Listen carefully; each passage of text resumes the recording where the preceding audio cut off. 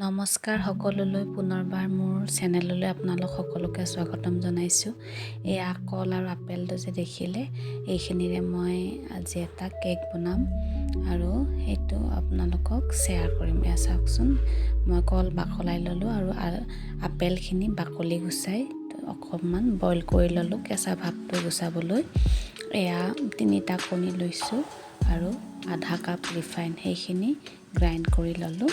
এয়া তাৰে পেষ্টটো তাৰ সেই জাৰটোতে আকৌ মই বইল কৰি লোৱা আপেল আৰু কলখিনি পেষ্ট বনাই ল'লোঁ মিক্সিত আৰু কণী ৰিফাইন পেষ্টৰ লগত এই পেষ্টটো মই মিক্স কৰি দিলোঁ ভালকৈ। আৰু আপোনালোক সকলোৱে চাগে এনেকুৱাকৈ বনাইছে আৰু এয়া মোৰ চেনি দিয়া নাই, তাৰ সলনি মই গুড় দিছোঁ। গোটেইখিনি বস্তু হেল্ডি বস্তুৱে দিছোঁ আৰু আপোনালোকে কেনেকৈ বনাই শ্বেয়াৰ কৰিবচোন। এয়া মই আধা কাপ চুজি দিলোঁ আৰু তাৰ লগতে ধুনীয়াকৈ আকৌ ফেটি লৈছোঁ পেষ্টটো। এতিয়া 1 কাপ পিঠাগুড়ি দিছোঁ, মই আটা বা ময়দা ব্যৱহাৰ কৰা নাই। পিঠাগুড়ি আৰু চুজিৰ কেক হ'ব এইটো, আৰু লগতে সেই ফ্ৰুটছখিনি দিছোঁ। আপোনালোকে কি ফ্ৰুটছৰ বনাই পাইছে মোক কমেণ্ট কৰিবচোন।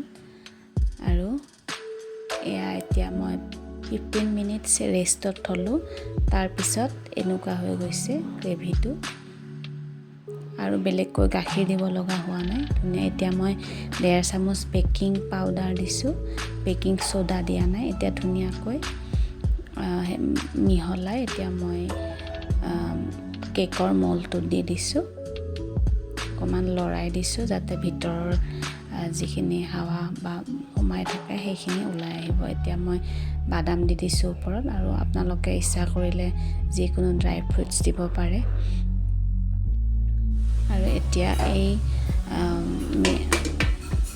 আগতীয়াকৈ হিট কৰি থোৱা মই কেৰাহীটোত পেষ্টখিনি দি দিলোঁ। এয়া চাওক, 45 মিনিটমানৰ পিছত এনেকুৱা হৈ গৈছে আৰু লাগি অহা নাই। এতিয়া মই গেছটো নমাই কেকটো খাবলৈ ৰেডি কৰিম। চাওকচোন, এয়া মই গুচাব লওঁতেই ছোৱালীয়ে আগে ভাগে আহি তাই গুচোৱাত লাগি গ'ল। এয়া ধুনীয়া হৈছিল কেকটো, একদম খাবলৈ খুব টেষ্টি আৰু ছফ্ট হৈছে। চাওকচোন, খুব ধুনীয়া হৈছে টেক্সচাৰটো। এয়া ছফ্ট আৰু একেবাৰে কাটি মেলি লগে লগে আমি সকলোৱে খালোঁ। এয়া চাওকচোন, ইমান ধুনীয়া হৈছে। ওচৰৰ পৰা আপোনালোকক দেখুৱাই দিছোঁ।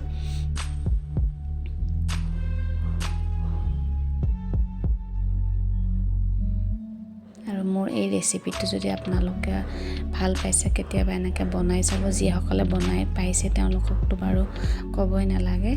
আৰু মোৰ এই ভাল বেয়া যি হৈছে আপোনালোকে কমেণ্টত লিখিব। এয়া চাওক, ওচৰৰ পৰা একেবাৰে